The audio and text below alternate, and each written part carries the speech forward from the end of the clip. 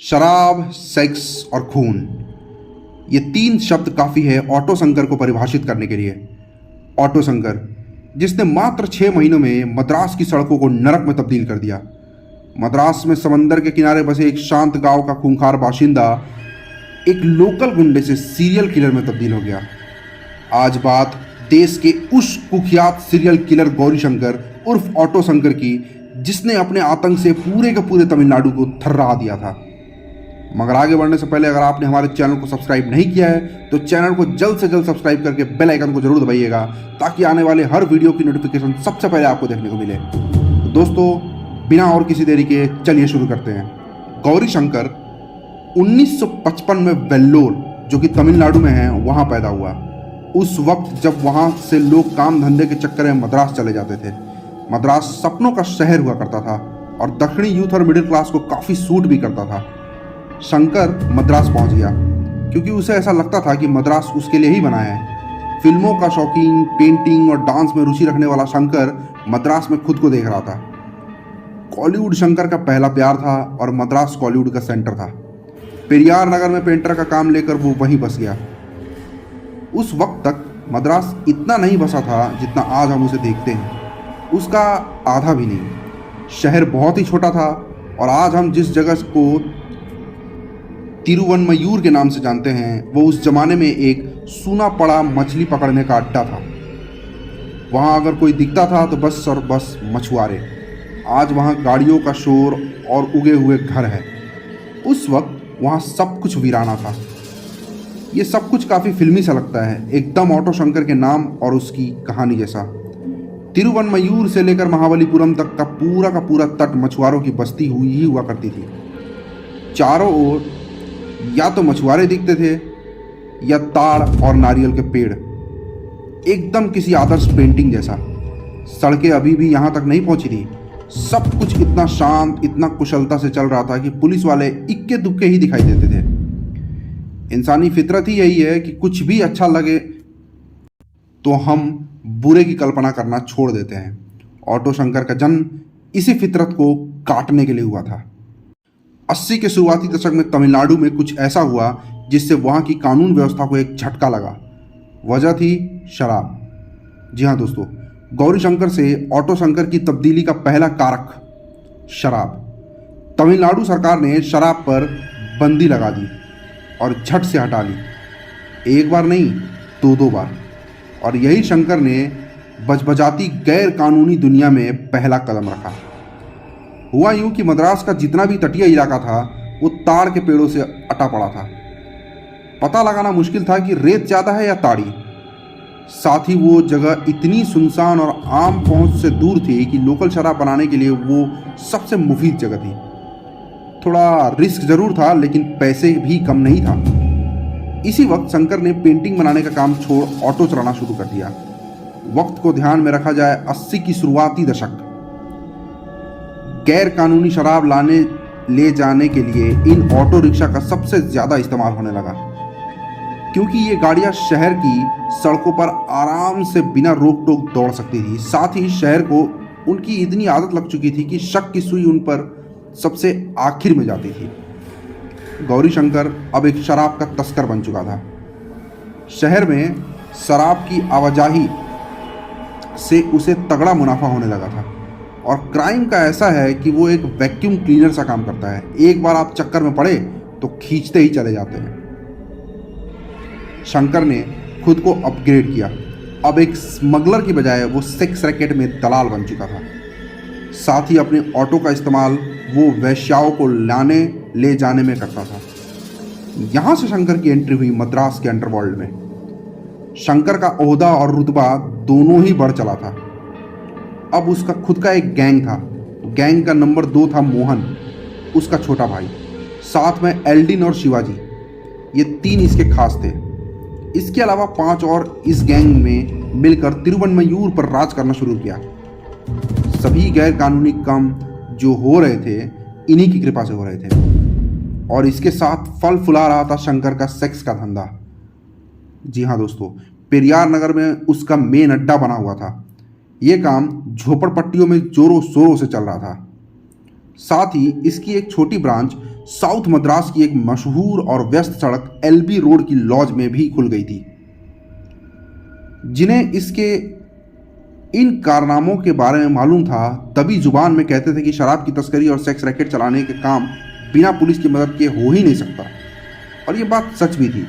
शंकर के ऊपर कई पुलिस वालों का हाथ था, कई पुलिस वालों पर शंकर का हाथ था। क्राइम की दुनिया में शंकर का नाम तब बड़ा हुआ जब शंकर ने कुछ टॉप मिनिस्टर्स और सीनियर पुलिस अफसरों को वेश्याएं सप्लाई शुरू कर दी।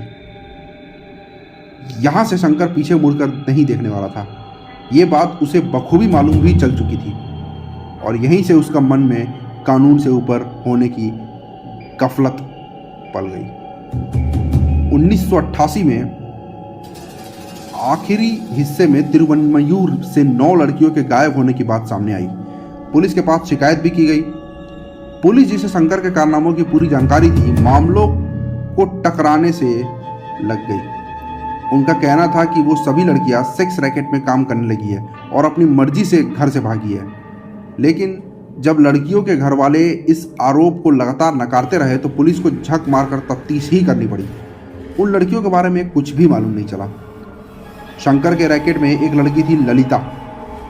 जब उसे ललिता के भागने के बारे में पता चला तो वो उसे पागलों की तरह ढूंढने लगा। उसका पता मिलने पर शंकर उस तक पहुंचा, उसे और उसके प्रेमी को पेरियार नगर वापस लेकर आया। वहां ललिता को पीट पीट कर मार डाला। ललिता के प्रेमी को शंकर ने आग में भून दिया। उसकी जली हुई लाश को उसने समंदर में फेंक दिया। ललिता की लाश 1.5 साल बाद मिली। जी हाँ दोस्तों, 1.5 साल बाद। उधर एलबी रोड पर मौजूद उसके सेक्स रैकेट के दूसरे अड्डे पर एक दिन एक घटना हुई। दरअसल वहां 3 लड़कों ने एक वेश्या को जबरदस्ती उस लॉज से बाहर ले जाने की कोशिश की। शंकर वहीं मौजूद था। वो लड़ पड़ा।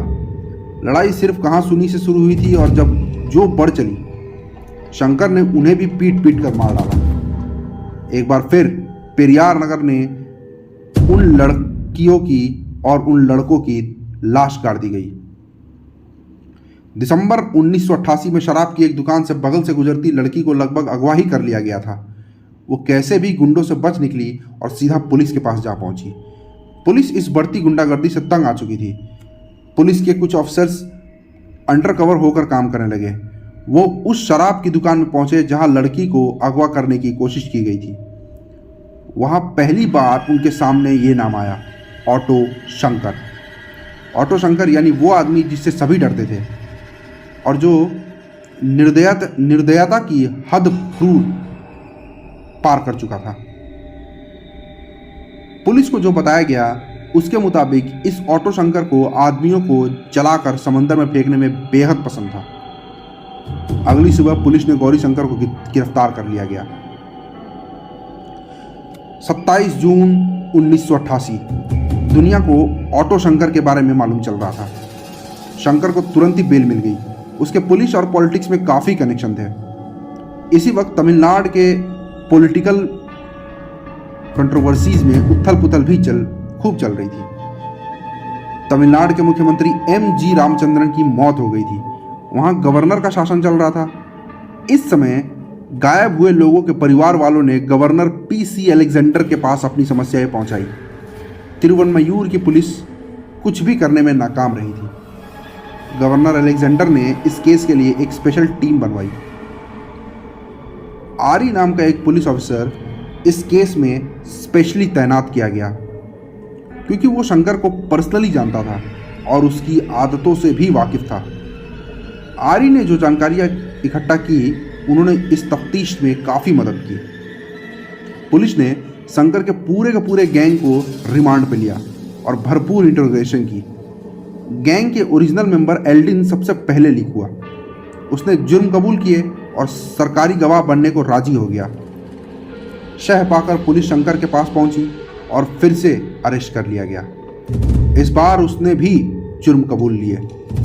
पुलिस ने पेरियार नगर से 5 लाशें बरामद की। शंकर ने उन्हें सीमेंट की दीवारों में चुनवा दिया था।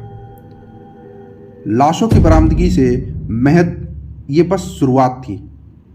जब शंकर की प्रॉपर्टी खंगाली गई तो एक डायरी मिली। डायरी में वो सब कुछ था जो खुले में आना बेहद जरूरी था। उसमें ऐसे तमाम पुलिस वालों का नाम था जो उसकी मदद किया करते थे। साथ ही कई पुलिस वालों की फोटो भी मिली जिन्होंने शंकर के साथ खड़े होकर पोज देते हुए फोटो खिंचवाई थी। 2 पुलिस वाले तुरंत ही सस्पेंड कर दिए गए। एक डिप्टी सुपरिंटेंडेंट को लंबी छुट्टी पर भेज दिया गया, बाद में उसे भी सस्पेंड कर दिया गया। शंकर ने अदालत में बताया कि उसके क्राइम के पीछे मेन हाथ सिनेमा का था।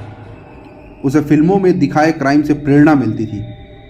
उसे फिल्मी विलनों जैसा बनना था। उस वक्त के additional director general of police ने एक सेमिनार में कहा था कि शंकर के मॉरल करप्शन की वजह भी सिनेमा ही था।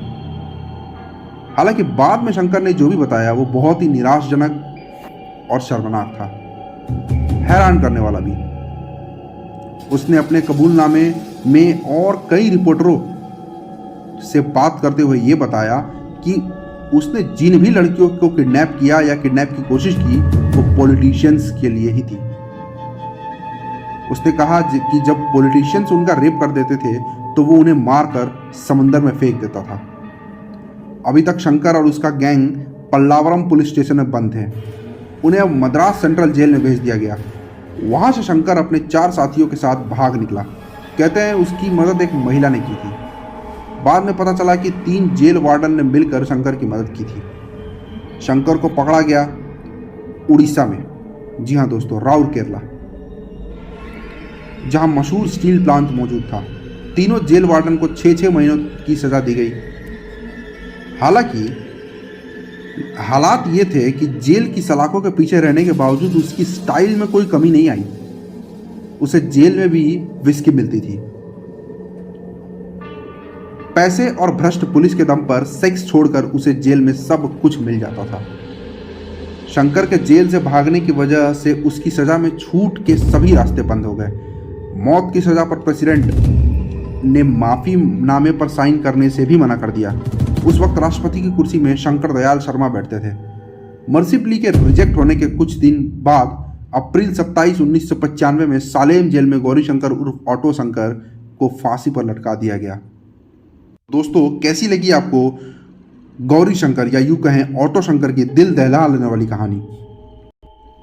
क्या आपको लगता है कि पुलिस ने काफी देर कर दी इस केस को शुरुआत करने के लिए, या फिर आपको यह लगता है कि गौरी शंकर ने जो कुछ भी किया और उसे जो सजा मिली वो पर्याप्त नहीं थी?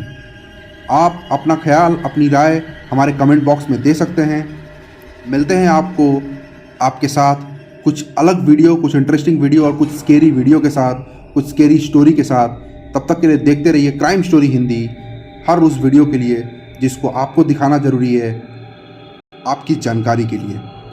और जाते समय दोस्तों बेल आइकन को ज़रूर दबाइएगा सब्सक्राइब करने के बाद, ताकि आने वाले हर वीडियो की नोटिफिकेशन सबसे पहले आपको मिले। इस वीडियो को शेयर करिए मैक्सिमम अपने दोस्तों, अपने फैमिलियों के साथ। लाइक कर दीजिए इस वीडियो को। मिलते हैं आपको अपने अगले वीडियो के साथ। तब तक के लिए टेक केयर दोस्तों, गुड नाइट।